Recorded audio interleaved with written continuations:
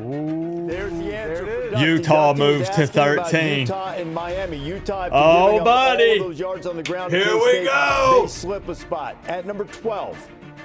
12 is Miami. There's the U. The So Canes Miami's at 12. Now inch remember, because closer. of the conference champions and where the ACC is ranked.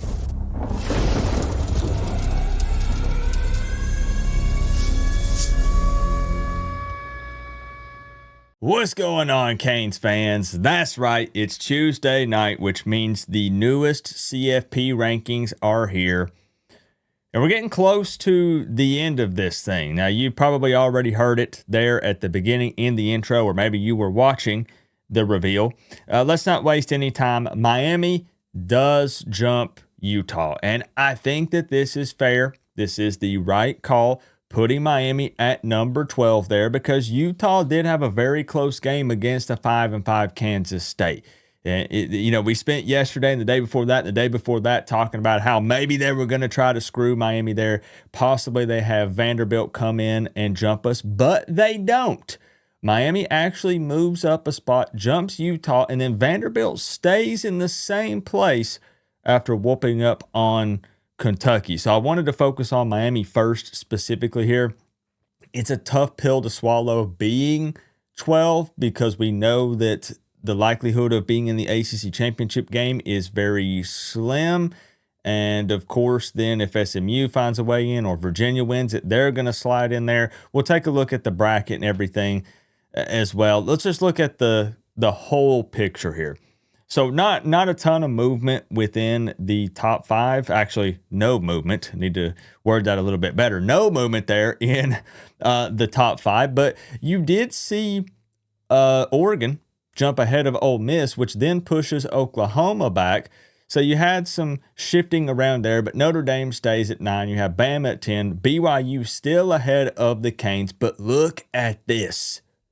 21 and 22. You have two more previously unranked ACC teams make their way into the top 25. So now tell me this. How does this work? Because it's a huge argument back and forth on social media. Everyone says, well, Miami did not lose to a ranked SMU team because they were unranked. They've been ranked and they were unranked. Now they're ranked again. So is it only when you play them if they were ranked or not ranked, or is it at the end of the season if they end up being ranked? Did you lose to a ranked team? Tell me how that works, because I honestly just don't know. What I do know is then if you want to go with the one that helps Miami the most, I guess, SMU is currently ranked. So one of their losses is to a currently ranked opponent, but now you have a shot at a ranked Pitt. So Pitt, although they're at 22 here, this is an opportunity to go in and just destroy this team. Take it to the Panthers. Prove a point here because it's your last chance to do that. It's the final game of the regular season. We know again that it's going to be extremely tough for Miami to make the ACC championship game. Darn near impossible. I'm not holding my breath on that, but would still love to see Miami possibly sneak their way in here. But I will say that they really made it a point. If you watch the broadcast, I'll fill you in case you didn't, to discuss the Miami-Notre Dame comparison here. They compared the two teams. Let me scoot it over here. So they specifically talked about Miami versus Notre Dame, and I was hoping that they were going to do this, but they didn't really quite say what I was hoping. It wasn't what I wanted to hear. They more or less kind of said, hey, it's not about if Miami can get close to Notre Dame and we compare the head-to-head. Even if we talk about the head-to-head, we still believe that Notre Dame is the better football team. And then they put up this graphic here showing Notre Dame's best win against a 22-ranked Pitt. So I guess this answers our question, right? They're putting the 22 by Pitt. They're saying their best win was against a ranked Pitt team. So Miami's loss is to that ranked SMU team. But we don't want to talk about losses because then that's what they've been doing with Notre Dame, talking about, good losses being or meaning more than good wins because they show their best win there being against number 9 ranked Notre Dame. Versus CFP ranked teams, 2-2 Notre Dame, 1-1 Miami. You can look at strength of record. Win-loss is the same. FPI is 10th and 3rd. I don't know. Give me your thoughts on this. I will not deny that Notre Dame is better right now than they were week 1. I still firmly believe that honestly, I think it would just be another close game. But we already handled business in that one. We already beat the Fighting Irish.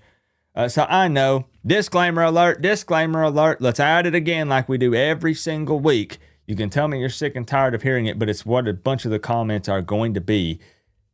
Miami should not have lost to SMU and Louisville. Good grief. I get tired of talking about it. I feel like it goes without saying. That's obvious. You have to win those games, but you lost it, right? I do think it's interesting that they specifically brought up the Notre Dame and Syracuse game, but failed to mention the NC State game, which was another common opponent here. And we had been talking about that, and people said, well, who cares? There's the head-to-head. Why are you making such a big deal about common opponents? They're going to bring it up. They're going to talk about it. They're going to sit here and talk about who beat Pitt by more. So it's going to be something that is going to consistently get brought up here in some capacity by somebody, even if it's just the fans arguing about it. So they have, multiple common opponents that they have played, but this was their direct comparison here, Miami versus Notre Dame, and the things they said did not sound good. Miami is going to have to beat Pitt in a convincing big way, and then you're going to have to hope and pray that some teams lose, because we could end up with the scenario here, looking back at the full picture. And of course, before we continue, I would like to give a huge shout out to Sleeper, the #1 sports app. This is my go-to app for everything sports. My favorite thing to do on it is enter the picks contest, where I can turn my sports knowledge into real money, and we have done just that multiple times. But I also check it for live score updates, and I get news quicker when it comes to sports news on the Sleeper app than I do any other app, period. It's not even close. So make sure that you check them out. Link down in the description at the very top. Plug in code word COOP so you can get a 100% deposit match on your first deposit up to $100 if you want to try the picks contest for yourself. But definitely download it. Check them out. I love the app. I was using it before they sponsored the channel. But thank you, Sleeper. Awesome people. Thank you for sponsoring the channel. Let's get back to it. It could be bad if you think about it, if Michigan were to beat Ohio State is in this thing no matter what. They play a 15 ranked Michigan. Even if you bump them from #1, they're still in the playoffs. They're still very highly ranked. But then where do they try to move Michigan to? What happens with that? What goes on here with Miami, even if they were to have a convincing win against number 22 if 15 beats 1, but there could be some other chaos that maybe unfolds. We need absolute chaos here this coming up Saturday. There it is. Do you think that they got anything right? Did they get anything wrong? I can't hate too much, because I was locked and loaded, ready to be pissed. I really was, because I had already thought in my head, okay, you know what they're going to do? They're going to keep Miami at 13. They're going to bump Utah back maybe 2, and then bump Vanderbilt up ahead of us, or some sort of scenario like that. Miami does inch closer. But wow, it's going to be, you're going to have to go ahead and mentally prepare yourself. I'm not saying this in a negative way, because trust me, I can face reality, and we can talk about this in an open and honest way. I can try to set the fandom to the side, but I want Miami in the playoffs. And I'll say it again, been screaming it. I believe that Miami can hang with any team on this list here. Yes, and I'm talking about any of them in the top 12, top 13, top 14, or whatever number you want to put. Any team on here, I think Miami can make it a game. It will be competitive. I don't know if they'll win it, but it'll be competitive. And I know that they can do that. But I can also own it and say, Miami has to blame themselves. Do I think that penalties really hurt those games? Absolutely. And some of them were on Miami. It was their fault. Some of it might have been questionable. Definitely was questionable. And I know there's a large portion of the fan base that believes, like truly believes, that the refs have it out for Miami, or the NCAA has it out for Miami, or whoever, right? And I'm not saying that those people are wrong, but heck, maybe they do. I've heard that crazier things have come to light in the world of college football with all this sports gambling and all these different things. All I'm saying is, though, the reality is you really kind of have to point the finger at yourself. It's Miami's fault. If they only had one loss right now, this would be a different conversation. And obviously, if they were undefeated, we would be super pumped right now because we'd be there. We'd be in it. So all I'm saying is mentally prepare yourself for Miami possibly to be right on the outside, because this is what else I wanted to show.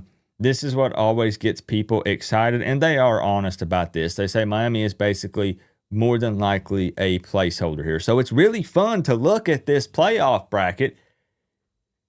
If it happened today and Miami got to play Oregon, imagine the numbers that would do. And there are some politics involved here and some money. Nobody wants an SMU Penn State scenario again, right? Like, ad money matters. There's only so much they can do if you want to believe that they rig stuff and things like that. There's only, use an extreme example. Just because they think a matchup would do big numbers, they can't put a number 25 ranked team here in the playoffs, is my point.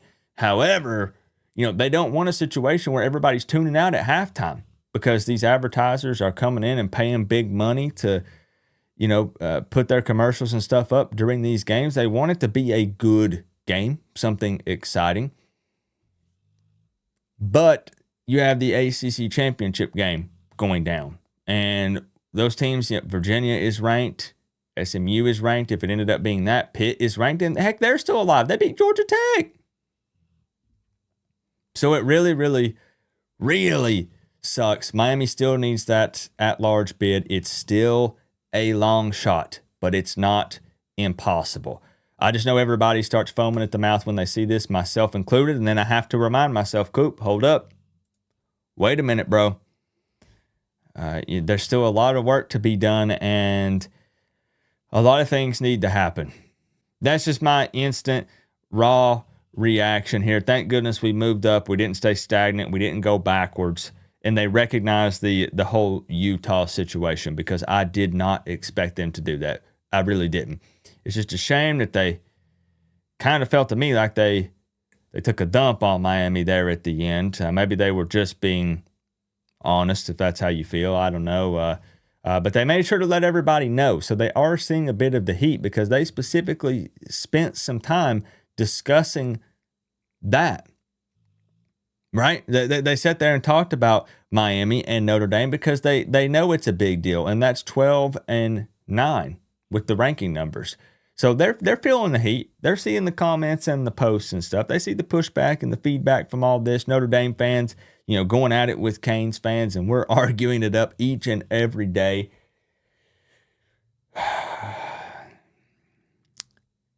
Big game on Saturday. Big game. Don't be shy. Let me know your thoughts. Do not hold back, no matter which way you feel about this. Let's chop it up down in the comments section. One game left to go in this regular season. Remember, though, guys, we're all one big happy college football family. But at the end of the day, I got to say, it's always better when you get to rep the U. Coach Coop, peace out. I'll see y'all in the next one.